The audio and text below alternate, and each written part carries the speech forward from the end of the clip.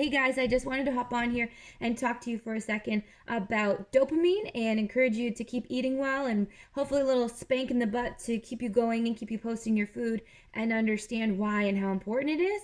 First of all, it takes about 14 to 18 months of consistent exercise and eating well for our dopamine levels to become balanced and stable. So if we are expecting like results within anything underneath that and then we get frustrated and we quit, well, we just kind of like we're just starting over essentially every single time. And so dopamine, the motivation hormone. So after we've done something and it was good and we feel satisfied and content that that was good, or we've just done a big job like fix something or clean something up, or at the end of a workout when you feel so satisfied, your body forms a memory there that feels good so that it's more likely to return to that place. Without balance levels of dopamine, that satisfaction can be less and we can feel sadder still in those times where there's opportunity to feel really grateful and satisfied.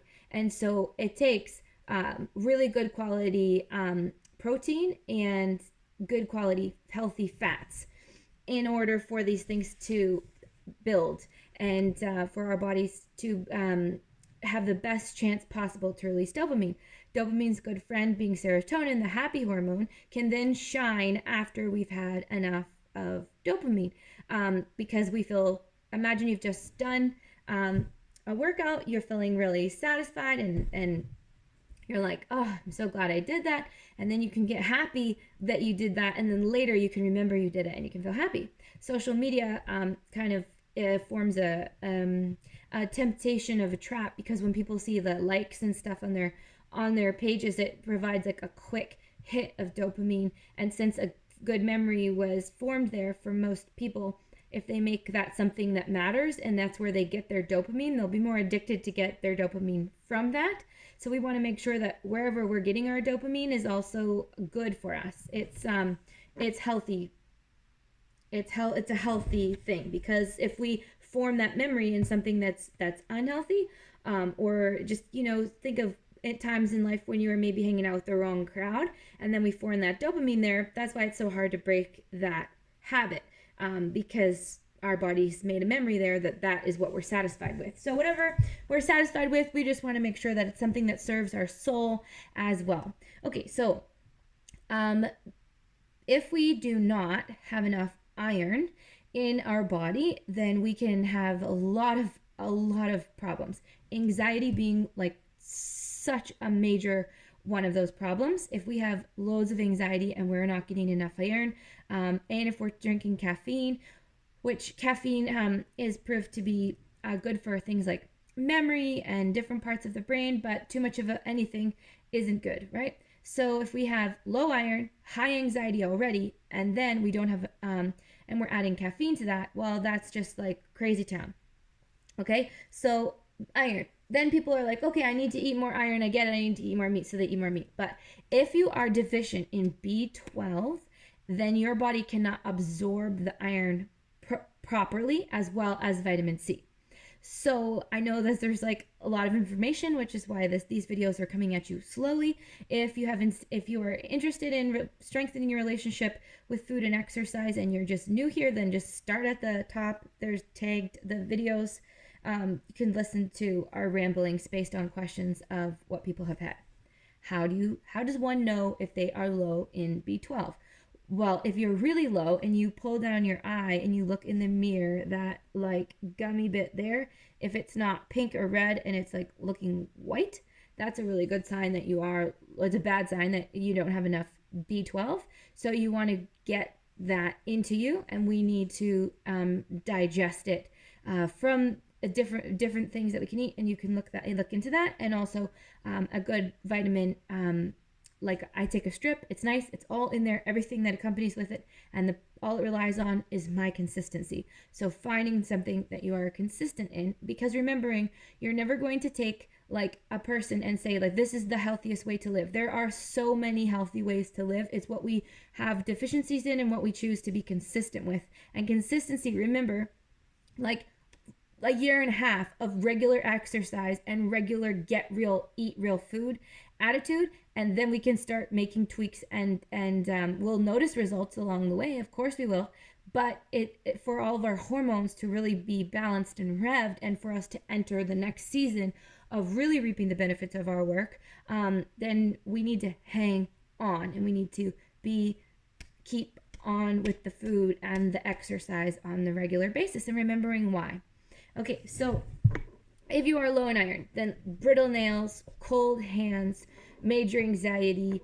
If you're low in B12, having that white spot. There's loads of other things. If you're really sore after a workout and you're not normally that sore, were you just sick and you're really low in iron? So then it's time to get some good quality like red meat into your diet and accompany it with something that can absorb that, and making sure that you're regular on your vitamins. And just extreme fatigue can be another sign of that.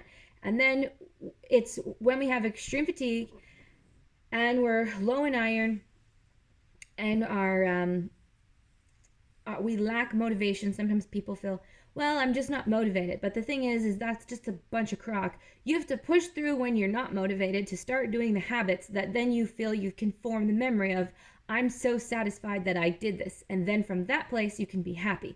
But if you aren't willing to take that step, and that's where things can get pretty dark for people. That's why it takes counsel. We need to surrender it, and we need to build a community, and we need people in our lives that say, hey, where did you go? And we also need to understand that we matter so much to other people, and that we are missed when we're not there. And it's up to us to get up, get through those tough times, go form the memory in the healthy place, so that your body can release the hormone that can feel, I'm satisfied, and then you are more likely to come back to that place.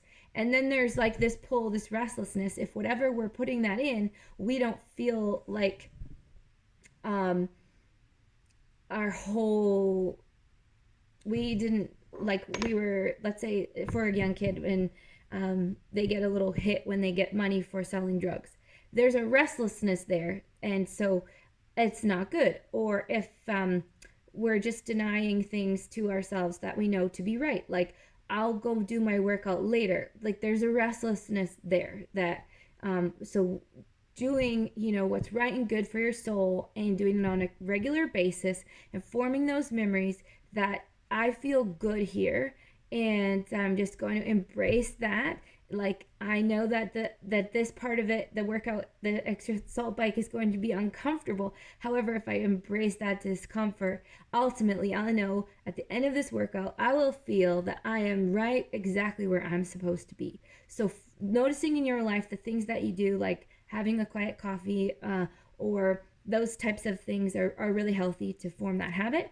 And dopamine, when we're moving, get moving, because that is when it can really be, that's real. It can be really released. And it's not as cheap as counting on your likes on your edited video of like you shaking your booty or whatever the thing is, because all of those things matter. And it's so healthy that we have habits and that we share joy with the world. That is so nice, but it can't be where we rely on our mental health to stem from. It's the habits, the healthy habits, like making food for ourselves, moving our body, how we are when no one's watching, and the dopamine released from that just really will carry us a lot farther. So if you are running low in any of those things, iron, B12, vitamin C, up them, move your body, and eat well, and keep it simple. And then you don't have to be like, knowing all this sciencey stuff, because you just get your body into a groove where you don't self-sabotage it before you can even level out to understand. Because if you haven't felt that energized, then you don't know what you're missing, because you never even gave it a chance. You never in your life, in your adult life, gave it a year and a half in a row for a while, so you don't know what that feels like. And if you do, then you know what you're missing out on when you don't choose it, right? We're always like, so it's such a journey, and that's why we need each other to be like, hey, come on over and move your body, okay? So just a tiny little bit on the importance of dopamine and B12 and iron and just a tiny bit on vitamin C, but it's important. Anyways, that's enough information for now. Reach out if you have any questions about those things, and I will see you tomorrow.